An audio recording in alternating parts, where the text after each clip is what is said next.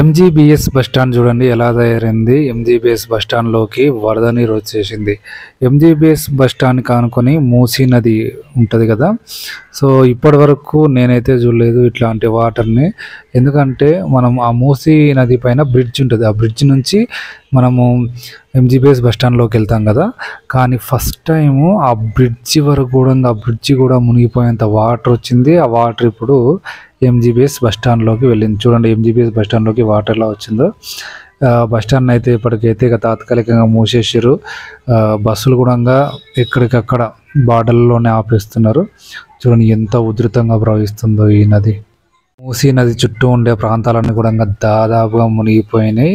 ముషారాంబాగ్ దగ్గర అయితే ఆ బ్రిడ్జి మొత్తానికే మునిగిపోయింది. ఇంత భారీగా ఈ వరదలు ఎలా వచ్చాయంటే గేట్లు, ఉస్మాన్ సాగర్ గేట్లు ఒక్కసారిగా ఎత్తేసారు ముందస్తు సమాచారం లేకుండా. ఒకటేసారి వర్షాలు ఎక్కువగా పడడం వలన.